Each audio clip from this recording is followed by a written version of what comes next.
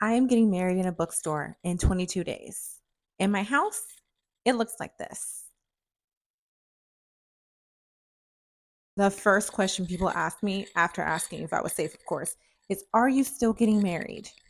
Even if there were no venue and we had to get married in the middle of a zombie apocalypse with a fatal bite, I would marry this man. But more importantly than that, my wedding is usually mostly small and or black owned businesses.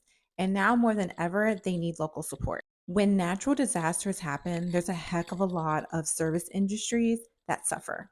And you got to remember, these are people's everyday businesses. This is how they eat and they feed their family.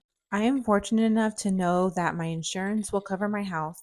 I can volunteer my time and I can spend my money where it counts. So, yes, I am still getting married. I'm using even more local businesses.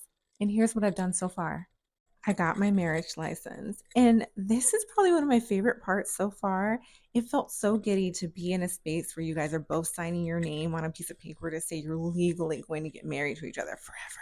You guys know I'm a huge fan of the library, and at the library, you can get newspapers. So I decided at our Airbnb that we have for all of our guests that they would have a newspaper of all the events that are going on throughout the weekend. I made this in Canva and printed it at the library. I dusted off my Cricut.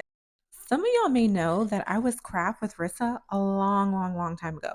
The page actually still exists, but I made a whole bunch of stuff with my Cricut and I just kind of stopped doing it.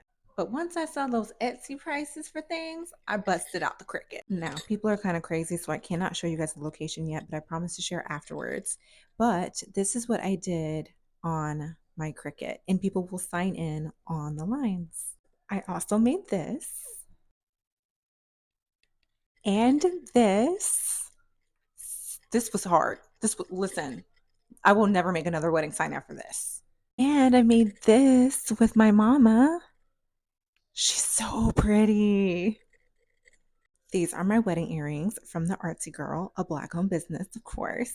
I bought balloons from Nina Liam, which is a black owned party supply, and the balloons will say, "Welcome to our love story" at our Airbnb. I don't think I told you guys that our officiant is going to be a black woman.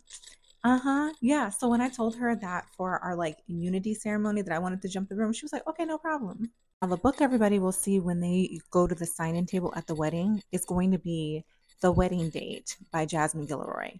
But for the Airbnb, I decided to use her same book, The Wedding Party, for when everyone arrives at the Airbnb. There's only 22 days left, so I think there'll be one more update, and then I will just have to show you guys how it turned out.